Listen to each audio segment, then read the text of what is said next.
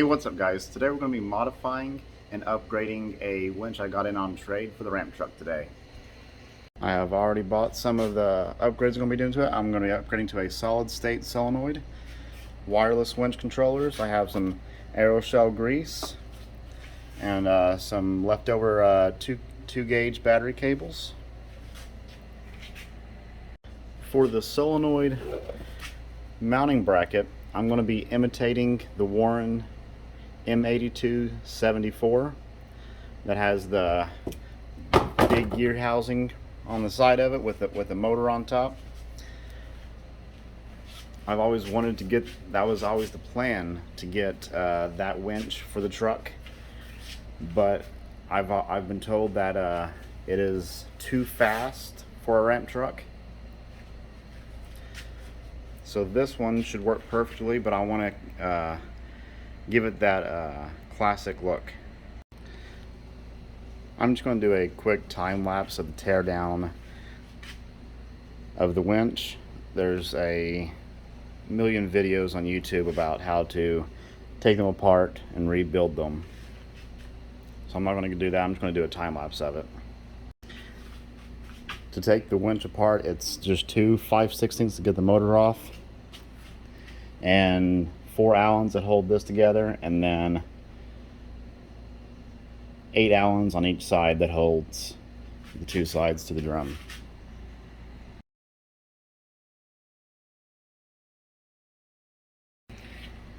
Despite the fact of what the drum and the outer case looks like, it looks like the winch has been decently taken care of. However, as you can see, it looks like the bearing is bad and it has damaged the inside of the case.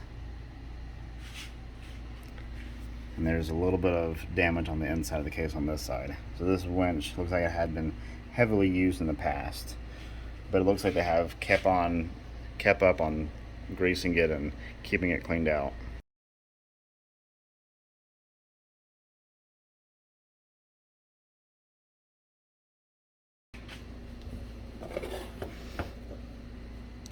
It looks like the main bearing for the motor has already been replaced. Here's a better look of that damage. However, I'm not sure where or how what came into contact with it.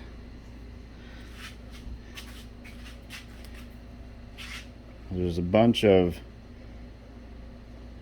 aluminum on the drum, but there's nothing that goes. I see what happened. The screw that holds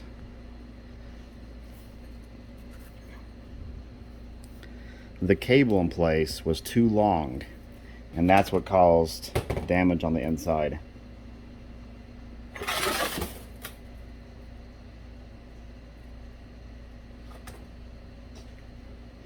And that must be what caused the damage on this other side right through here.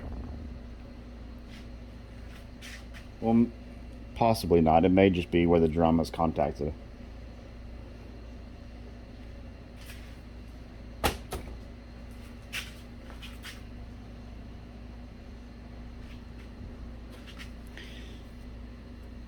Here's a good look of the inside of the motor. It looks like it's been taken apart before and cleaned out. They're usually rather filthy on the inside, but this one spins freely. I assume well, there was a little bit of dirt in there, but I assume the bearing on this side has been replaced. However, we will be replacing this motor. Unfortunately, it looks like that the seal has been glued on with some kind of, I don't know if that's red Loctite or what that is, but I'm definitely going to have to replace that because I plan on sandblasting the outside of this housing. So I'm going to have to order a new set of seals for it.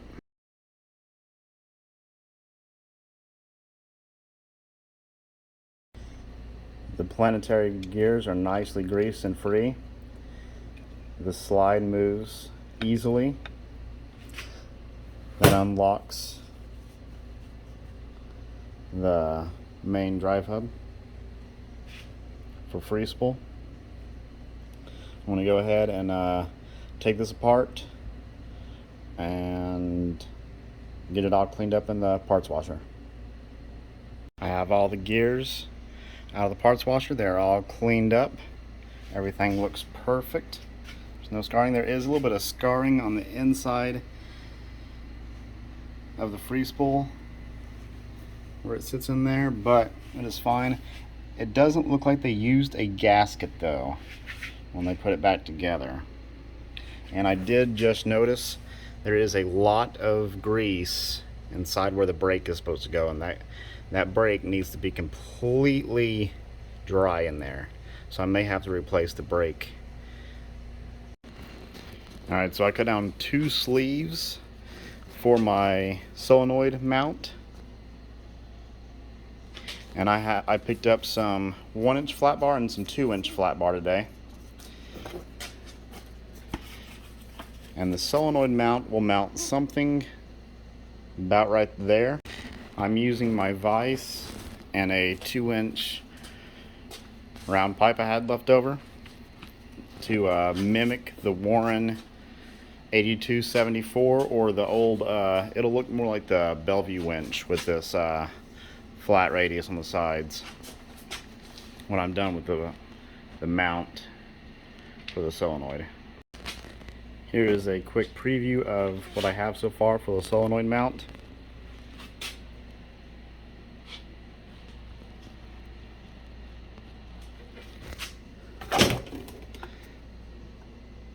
This box will sit about right there. I just finished up the main housing.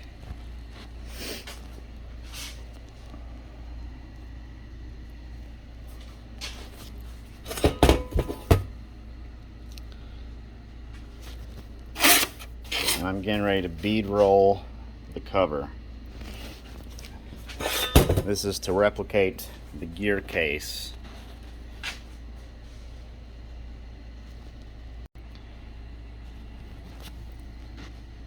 Here is the solenoid mount with the removable cover mounted onto it.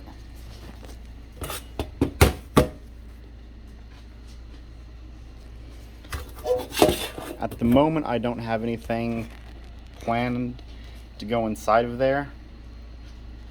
I was originally going to mount the wireless controller in there, but with how small the solenoid is and how big that the solenoid cover is, it looks like I'll be able to mount the wireless controller in there. I machined out a plate. It's going to go right about here and bend over the edge so it looks more like the classic Warren winch. Here it is, my fake Warren gear case cover.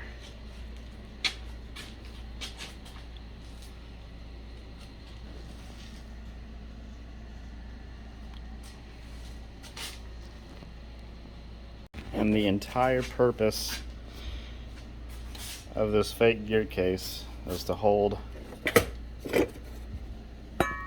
my solenoid box in place.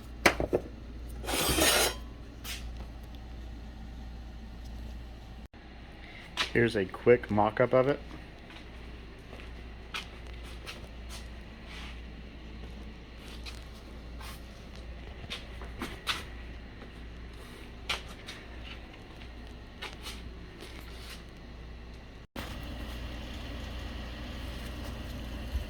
I just had to set it in place real fast.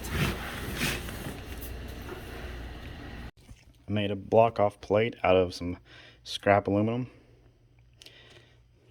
And then I have some Duplicolor red anodize. I've never used this before. I don't know if it's going to work out or not. but it is cheaper than buying a sticker. A quick look at the red anodized paint. Has a decent gloss to it. It's beautiful red though. I do plan on clear coating it when I clear coat the rest of the winch. I just clear coated all the winch parts.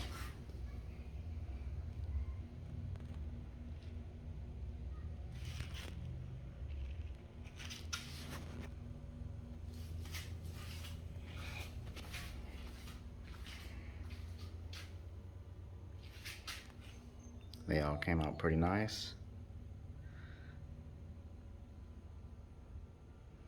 There's a little bit of trash in that one right there. But other than that, the metallic looks great.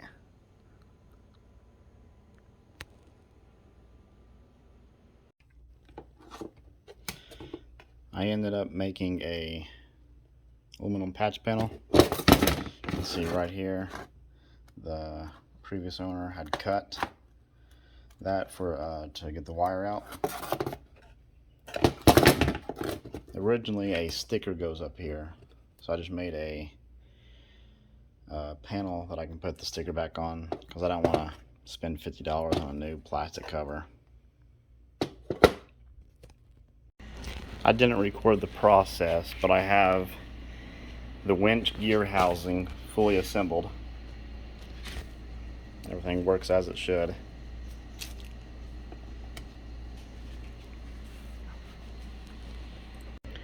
I have it all nicely greased up. I used Aeroshell 64. It's what Warren calls for. Here is the motor side housing, all bolted up. Getting ready to slide the drum in. Here's the winch fully assembled.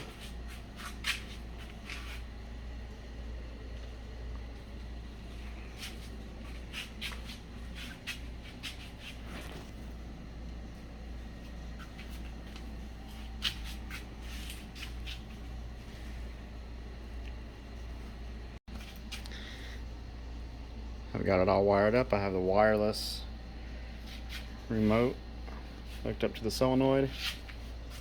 Unfortunately, the terminals that came with the solenoid didn't fit, so I had to reuse the old ones. I'm going to have to order some new ones for it. Well, I got the winch installed and wired up.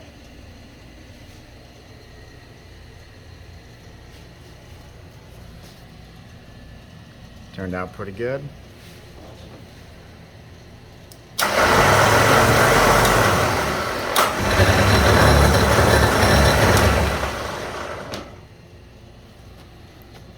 Forward and backwards works perfectly.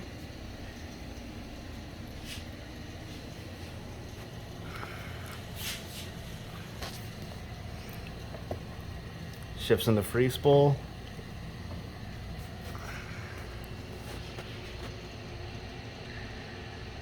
Next, I'll be installing synthetic rope and a synthetic rope fair lead. The fair lead came in today, got it installed.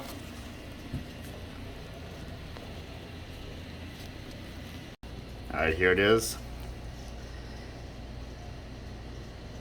This is the last part of upgrade 1 for the video. I have 80 feet of 3/8 synthetic rope on it.